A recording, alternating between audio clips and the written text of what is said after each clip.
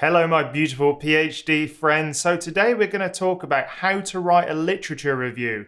They are long, they are frustrating to write, but today I'm going to give you 5 steps that you can use to structure your literature review process. Okay, let's talk about that. If you're new to this channel, please remember to subscribe and hit that bell notification. I'm going to talk about all things PhD, careers, getting a PhD, all the tips and tricks that I learned to finish within 3 years, write my literature review, write the thesis, everything. So remember to subscribe. All right, let's talk about the literature review. Can be a little bit daunting, can't it?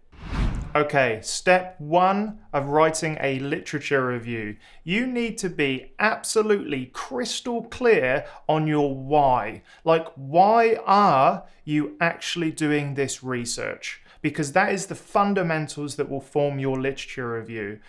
You need to make sure that you speak with your supervisor as well. So a lot of times a literature review and a beginning of a project is the brainchild of an academic supervisor, and they invite you on as a PhD student, or you apply, and then you kind of do their work and you kind of explore their ideas while also incorporating your own.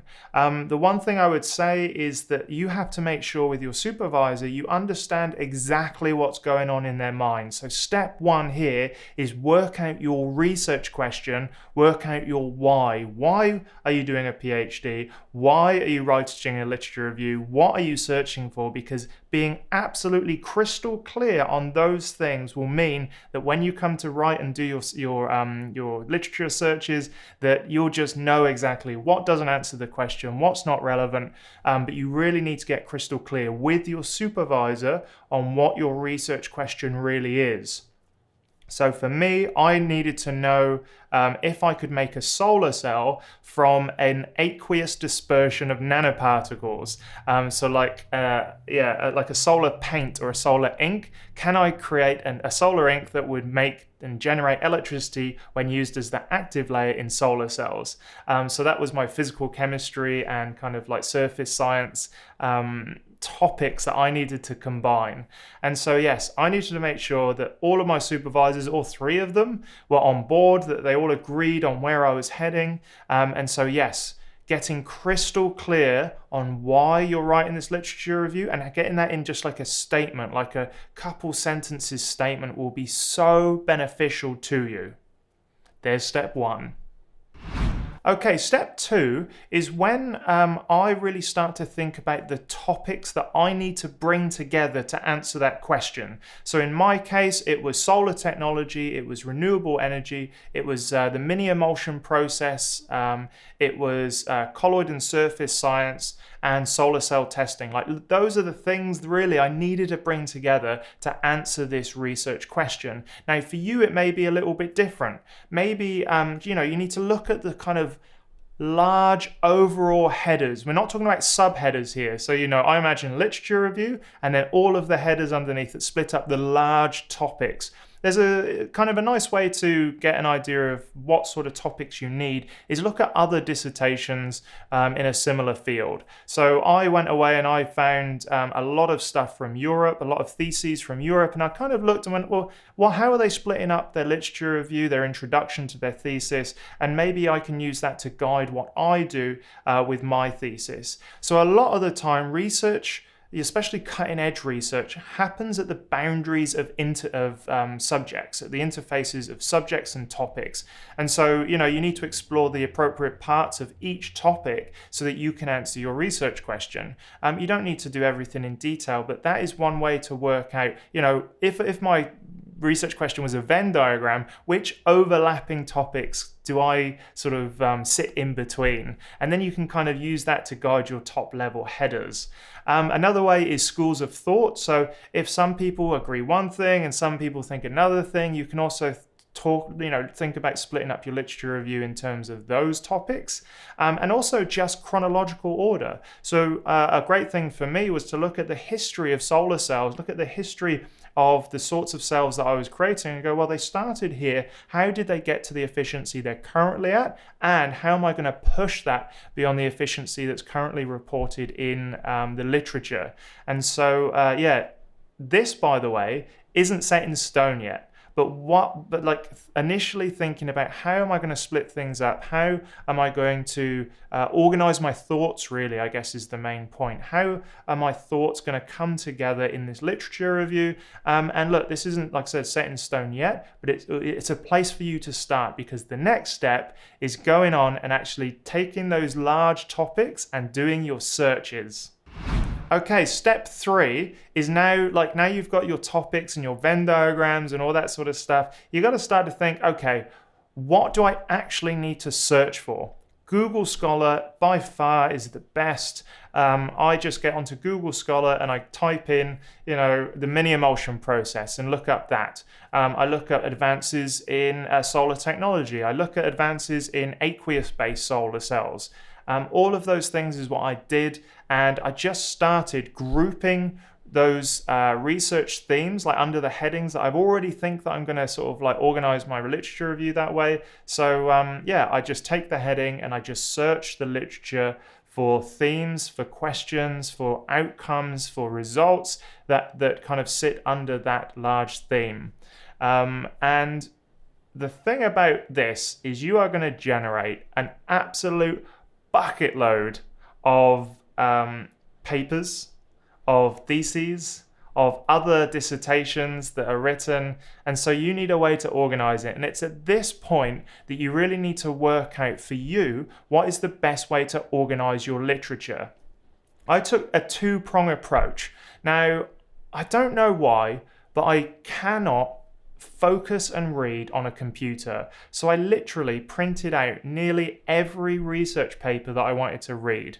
And I used to read them on the commute to work, on the bus, or if I had a spare evening or a spare couple of hours, I then had them in my bag and I could get them out and read them. And what I did then is on the back of the first page is I wrote out the main finding, who did it, what they found, any challenges, if there was anything of particular note, because each research paper needs to have something novel, something new about it. So I made sure that I tried to identify each one of those things, and I just listed them, 3 or 4 bullet points on the back of the first page that I'd printed out. And then what I did after that is, after I kind of got a stack of 5 or 6 of them, I went to Excel and I just put in that detail. So I had a reference, I had the authors, I had the topic area, the broad theme that I wanted it to fit under in my literature review. And then I just had a couple of notes, like those 4 or 5 things, but I made sure that I wrote stuff that I wanted to search for later. So normally when you're writing your literature review, you're like, oh, what is that paper that said this? And then I made sure that I kind of included that in the notes section, that little unique thing. So what about that paper that said they used a different surfactant to create the nanoparticles? And I'll go in and I'll say different surfactant, and I'll make sure that I try to include notes that are searchable. It's easier said than done, but a lot of the time, it does really, really help. You just go Control F in Excel and then you can find the papers that you want to find.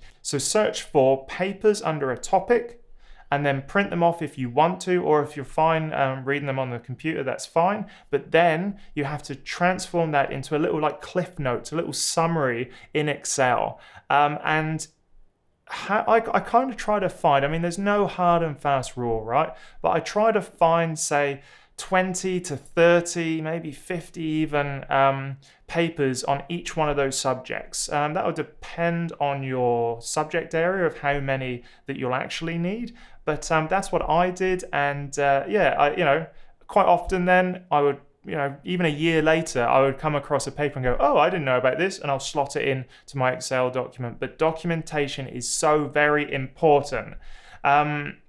Organize, you can use Mendeley, is what I use to organize all my stuff, and also Afternote is another way to organize references. But really, that Excel document that you're creating for yourself with the notes that you can easily search will be the key and will be the thing that will just make you feel so much more relaxed when you come to writing your thesis. And that is almost the next part, but let's talk about the next step. Let's talk about step number 4. Okay, step number 4 doesn't happen for quite a while, because step number 4 is after you've searched the literature and you've started to digest that information. Now, the great thing is your brain is designed to pick up patterns. It's designed for survival. And the way people survive is by picking up patterns in nature. And in this case, you're picking up patterns in the literature that you're reading.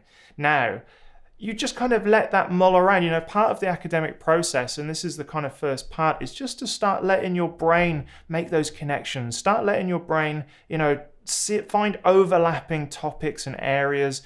Just let your brain relax and read stuff, and don't try to force it. Just read regularly. All about these steps. So do it every day. So if you're reading literature, read literature every single day, even if it's just for half an hour. But you've got to get in the habit of reading, and then just let it kind of sit. What you do then is, once you kind of start formulating your own topics and seeing the boundaries and interfaces of different papers, is go back to your structure. Step 2, when we were looking at the broad themes, is does that still make sense as a structure for your literature review? It will probably need some tweaking. But the next thing you can do then is go in under each topic that you may or may not have tweaked and add subheadings. So now we're like literature review, headings, subheadings.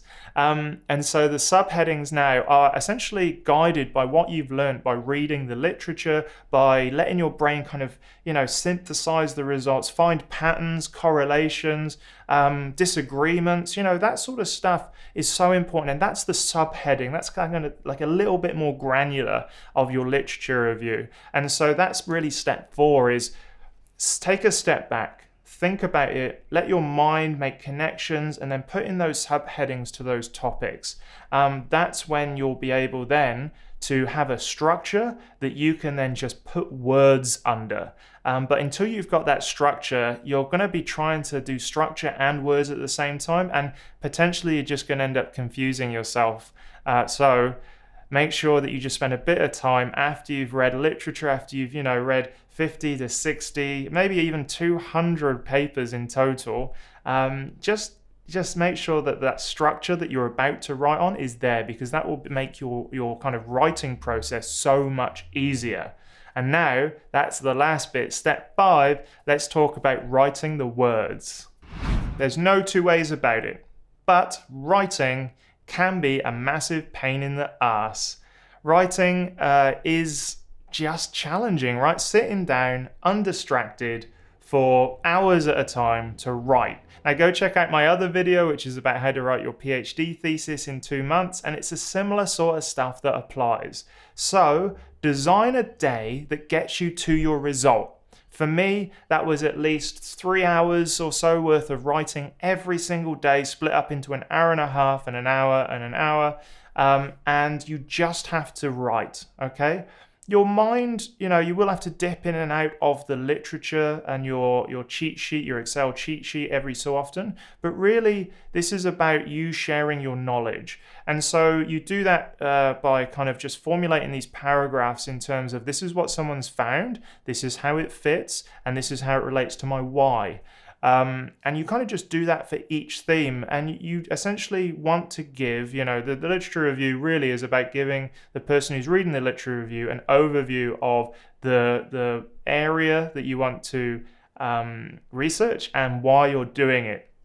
So trying to always draw it back to that why, to the purpose of the research, will be really good. And so as you're writing about each topic under each subheading, you can say these people found this, which is interesting because, then you add your own little flavor, and then this relates to my why, which is indicative that we will be able to get closer to our research, or will help us understand this, that, or the other, or there's a gap in the research field which I'm hoping to fill with this research. And so that really is the writing component, is break it down into chunks. So I used to like to give myself, say, 2 or 3 subheadings a day and just tap out words, right? Don't aim for perfection, aim for words, and then go back and edit afterwards. Perfection kills progress like nothing else. Aim for good. Get your research supervisor to look over your different topics and chapters and give you feedback, not only on the content, but also on the the grammatical errors that they pick up. You know, that's something that you shouldn't really have to worry about. And if you do need to, if English is your second language, consider getting an editor just to pick up all those really frustrating little typos that people can normally put in even as a native English speaker. That was one of my feedback from my thesis, is they said that there was lots of annoying typos in there. I apologize. That is essentially how to write a literature review. It's not nice. It's, you know, it's a combination of hard work, sitting down and writing, but also sort of mental gymnastics where you're just always trying to formulate new ideas. And really, this is a warm-up act to what your PhD thesis and your PhD research will be, because it really is your brain that will produce the unique connections that will make your research novel, new, interesting, and add to the field that your question, your research proposal sits in. So yes, those are the 5 steps to write a literature review. I hope it's helpful. Good luck. Let me know in the comments what you would add to those 5 steps, or if there's anything that you've picked up while writing your literature review that you'd like to share with other people. And I shall see you in the next video.